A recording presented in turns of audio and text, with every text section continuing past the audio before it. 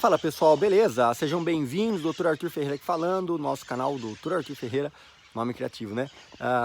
Pessoal, muita gente me perguntou a respeito de casa própria, vale a pena eu comprar, eu financiar, eu construir, comprar um terreno, fazer um consórcio, de que forma? Né? Eu fiz uma live esses dias falando a respeito de consórcio e teve uma grande repercussão, muita gente me chamou lá no Instagram, aliás, se você não me segue no Instagram, me siga lá, dr.arthurferreira. Muita gente me chamou lá para tirar dúvidas se realmente seria mais compensativo eu fazer um consórcio do que eu financiar. E é por isso que eu decidi gravar esse vídeo de uma forma mais rápida, mais simples, para dizer para vocês o seguinte: existem casos e casos. Por quê? Para você entender, a taxa de juros de um financiamento, ela depende. Olha, as maritacas querendo aparecer no vídeo. Não apareceu. O que acontece? Para você entender, a taxa de juros cobrada pelo banco, ela depende diretamente do nível de risco que o banco vai ter. Ou seja, o que você tem para dar em garantia para o banco, para dizer que você é um bom pagador? O que você tem para você dar em garantia para o banco, para dizer para ele que você não vai dar calote, que você vai pagar ele corretamente, que você vai pagar direitinho? E aí, às vezes, você já tem um outro imóvel, ou às vezes você tem uma empresa, você tem veículo, você tem um patrimônio financeiro, você já tem lá um valor em dinheiro aplicado. E aí é que tá. Quando você já tem um patrimônio bom, né? E aí vem aquela frase, quem tem dinheiro, quanto mais dinheiro você tem, mais dinheiro você faz, né? Quem dinheiro faz dinheiro. Exatamente por isso. Porque se você tem um patrimônio, se você já tem lá 200 mil reais no banco investidos, né? Em um CDB, alguma aplicação financeira. E você coloca essa aplicação financeira como sendo uma forma de garantia do seu financiamento, você pede 100 mil reais emprestado para o banco, cara, eles vão bloquear esses 200 mil, porque ele vai ficar alienado, né, tal, você vai poder movimentar, mas não pode sacar, e você vai conseguir uma taxa de juros baixíssima, tá? Baixíssima, porque o risco do banco é zero, porque você já deu dinheiro em garantia, um dinheiro maior do que o valor que você está pegando emprestado. Pô, Arthur, mas para que eu vou pegar 200 mil reais, para que eu vou pegar 100 mil reais emprestado se eu tenho 200 mil parado?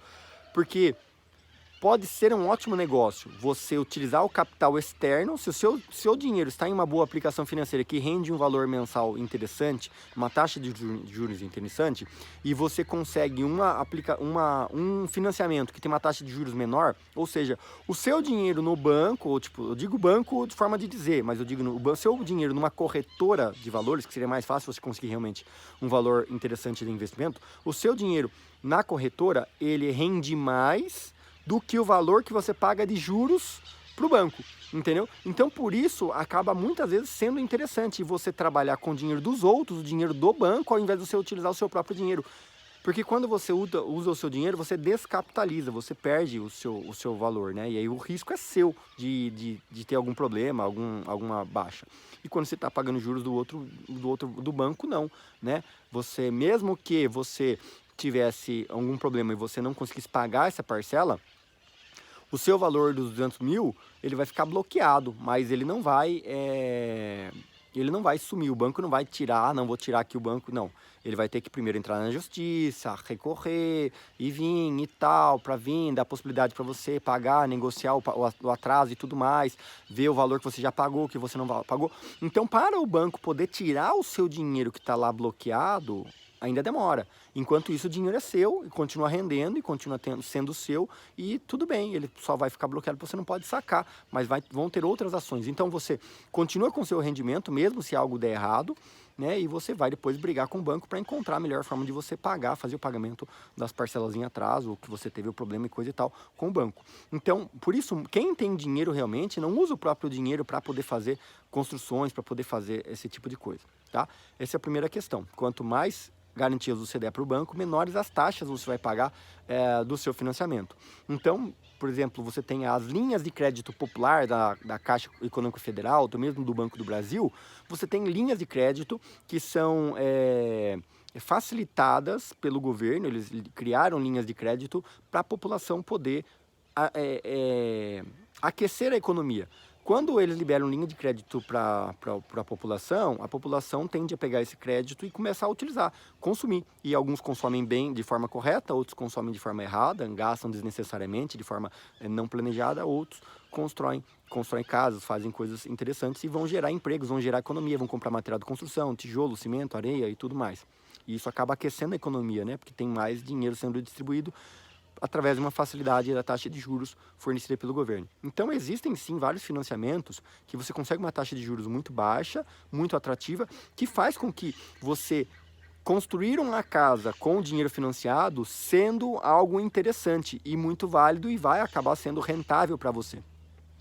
Existem alguns casos, alguns consórcios também que têm uma taxa de administração bem baixa e pode ser interessante você acumular um dinheiro para você dar de lance e você utilizar o consórcio para você construir a sua casa. Qual é melhor?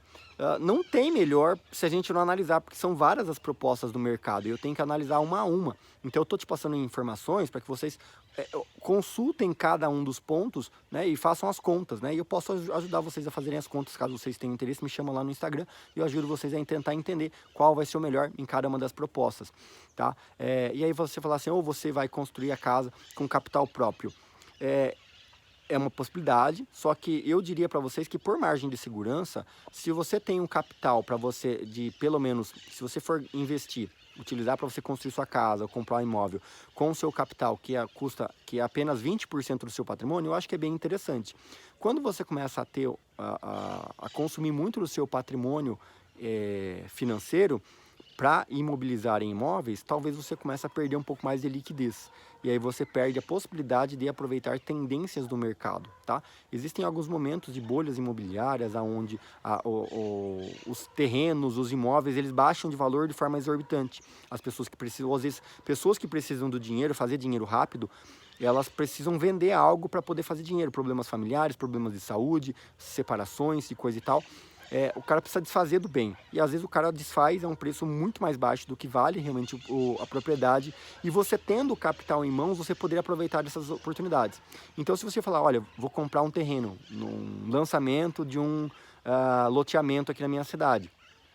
Sei lá, você tem 500 mil reais guardados e esse loteamento custa, sei lá, um terreno lá custa 50 mil, 100 mil, tudo bem, tá? Agora, se você tiver esse terreno custar 150, 200 mil reais, talvez não seja tão interessante assim você gastar um valor muito considerável do seu patrimônio financeiro imobilizando em apenas um imóvel.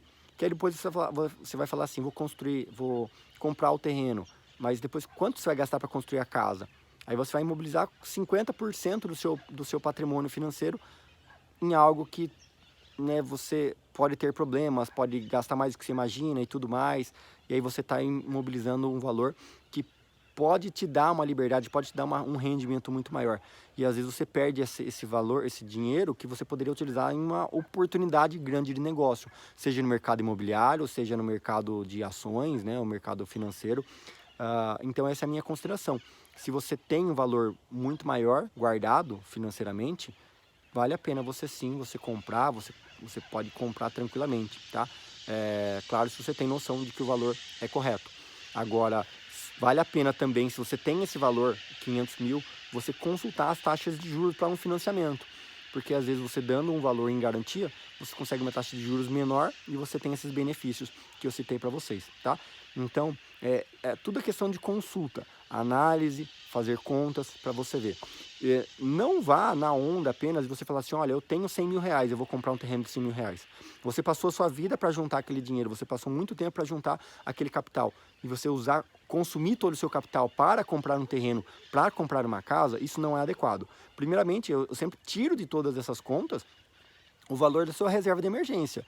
A reserva de emergência é um valor que deve estar separado de qualquer tipo de conta. É um valor que você não conta como sendo o seu dinheiro. Você tem aquele dinheiro, você não conta como sendo o seu dinheiro, não conta ele como sendo parte do seu patrimônio, tá? Então, se o seu custo de vida é de 2 mil reais, o ideal é que você tenha no mínimo 12 mil reais guardados em uma conta ali separada. E essa conta, esse valor não é investimento, é o valor que está parado para reserva de emergência. E aí o que você tiver a mais dele é que a gente vai contar como sendo o investimento para você pensar na compra de um imóvel, na compra de um carro. Não, carro não, né? Porque carro não vai ser um investimento. Podemos falar até um vídeo específico sobre carro, qual carro você pode comprar para você não ter dor de cabeça, né? E você não quebrar, que eu vejo tanta gente comprando carro zero aí e se danando, não entende por quê.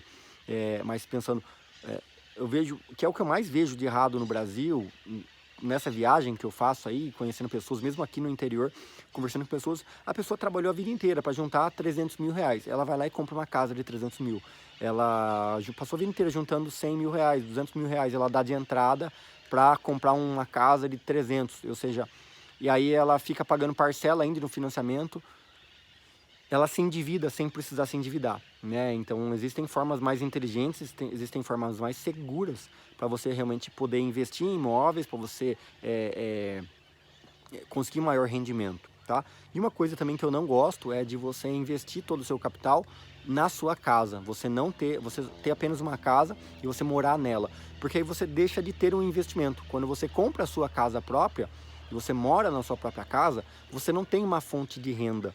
E aí, eu volto a dizer, é muito mais seguro você morar numa casa, você pagar aluguel e você ter uma receita entrando todos os meses, seja com um fundo imobiliário ou seja até mesmo com um aluguel de uma casa, é muito mais seguro do que você morar na própria casa onde você construiu. Ah, você não paga aluguel, não paga, mas essa casa também está depreciando, ela também vai ter outros custos e tal. Quando você tiver condição de ter outras fontes de renda passiva, começa a se tornar mais interessante você realmente ser dono da sua própria casa, tá? Esse é um dos insights também. Se vocês quiserem saber mais sobre isso, basta comentar no vídeo aqui, eu leio todos os comentários e depois eu utilizo isso como base para poder gravar novos vídeos e conteúdos para vocês, beleza? Espero que vocês tenham gostado, dá joinha se você gostou, um grande abraço para vocês e tchau!